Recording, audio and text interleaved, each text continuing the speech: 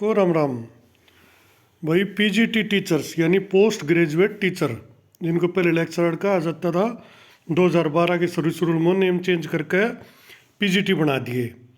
और पहले इनकी भर्ती एचएसएससी ही करता था, अभी इनकी भर्ती ये पहली भर्ती है जो एचपीएससी को दे दी, हरियाणा पब्लिक सर्विस कमीशन।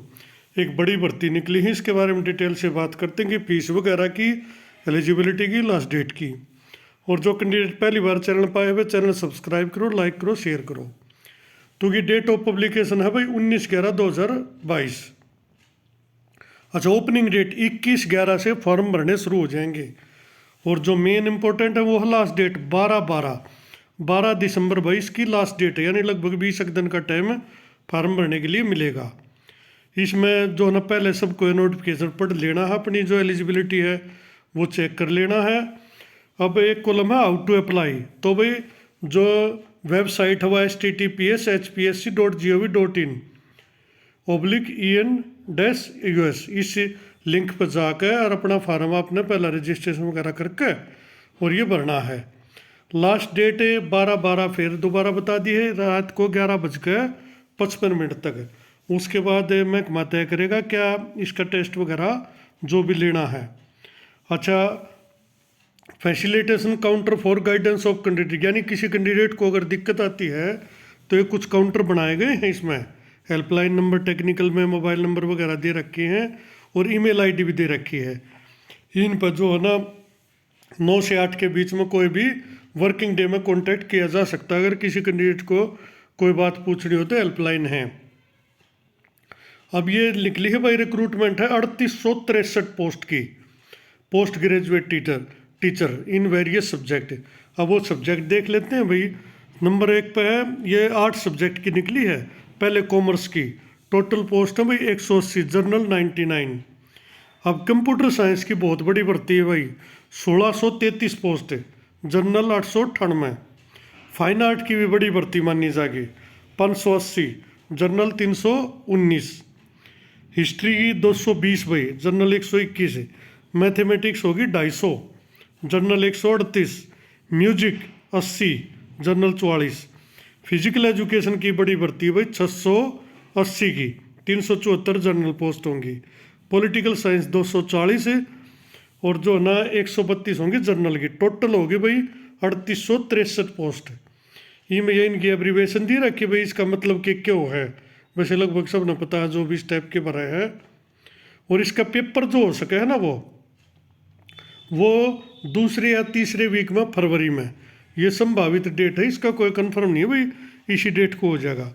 अब इसेंशियल क्वालिफिकेशन भाई हर एक सब्जेक्ट की दे रखी इसमें, पहले कॉमर्स की, कंप्यूटर साइंस की, फाइन आर्ट की, PGT history, mathematics, music, physics, मतलब जो पोस्ट निकली सबकी इसेंशियल क्वालिफिकेशन देख रखी है। अब इसमें एक ज़रूरी बात सामने आई है, note 1, a person who has passed state या state without the qualification of BEd, यानी किसी पर्सन ने अगर स्टेट क्लियर कर रखा है और उसके पास बीएड की क्वालिफिकेशन नहीं है, before the notification of these rules shall be considered eligible for the post of PGT in case of direct recruitment. यानी बेशक बीएड ना हो भाई, लेकिन स्टेट अगर आपके पास हो और इस नोटिफिकेशन से पहले से, तो आपको एलिजिबल माना जाएगा भाई, बीएड की कोई आवश्यकता नहीं है अगर स्टेट है तो आपके पास। ये मैं नोट 1 पर ये बात कुल मिला के लिख रखी है।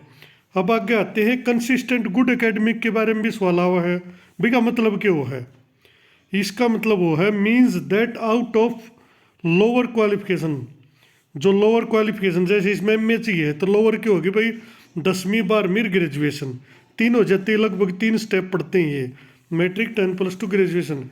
Then the requisite minimum qualification 1 must secure, एक आदमी को मस्ट सिक्योर करने पड़ेंगे एटलीस्ट 50% इन 2 एग्जाम, यानी 2 लोअर एग्जाम में आपके 50% होने चाहिए और जो तीसरा कोई बच्चा है उसमें 45%। अगर 2 में 45% लोअर हो गए तो यू आर नॉट एलिजिबल, यानी 2 में 50%, जैसे 10वीं 12वीं में 50 हो गए तो बीए में आपके 45 भी चल जाएंगे।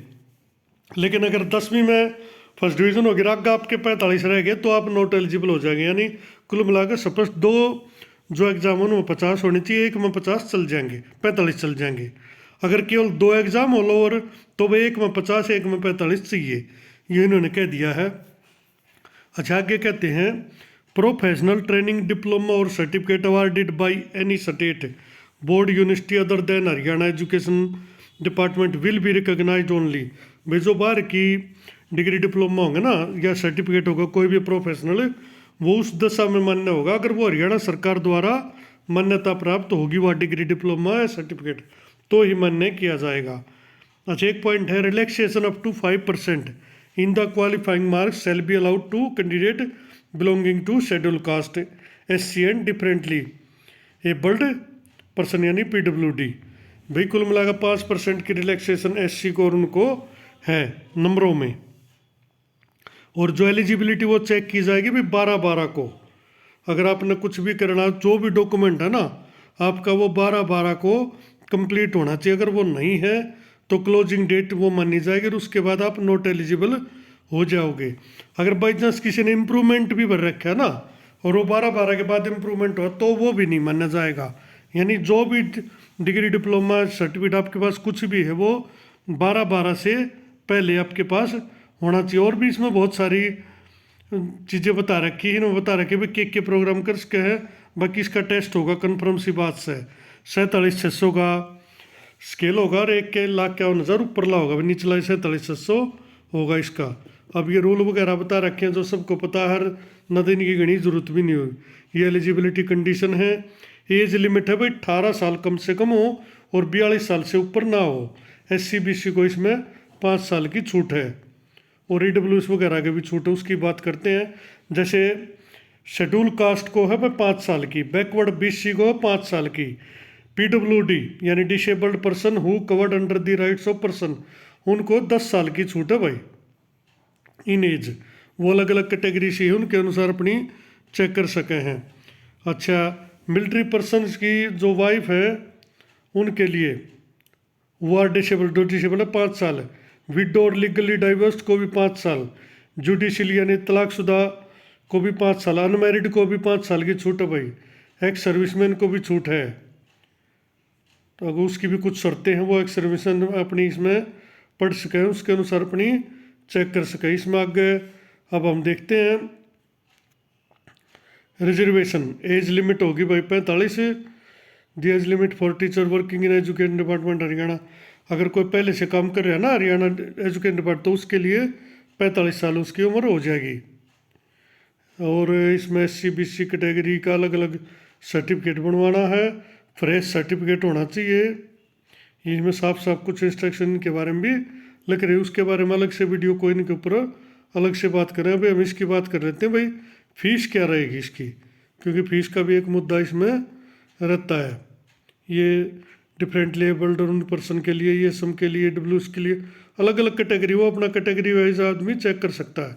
अब देखो इनकी फीस का कॉलम आ गया है। For male candidate of general category including dependent son of ex serviceman. देखो जो मेल कैंडिडेट होगा जनरल कैटेगरी का उसकी, और डेपोनेंट जो DA माना जाता है उसकी 1,000 रुपये फीस होगी भाई कन्फर्म। अच्छा for male candidate of general and all reserve category of other state, male candidate तो जनरल का इसमें भी है और all reserve category other state को भाई कोई छूट नहीं मिलेगी। अदर स्टेट का चाहे किसी भी जाति का हो, किसी भी कैटेगरी का, उसकी 1,000 रुपये फीस लगेगी। नंबर 2 देख लेते हैं। For all female candidate of general candidate including female dependent of ASM of Haryana only 250 रुपये। यानी जो भी फीमेल कैंडिडेट है चाहे जनरल है चाहे किसी भी उसकी है उसकी 250 रुपये फीस होगी भाई। और जो फीमेल डिपोनेंट है DSM यानी ESM कैटेगरी की उसकी भी 250 होगी।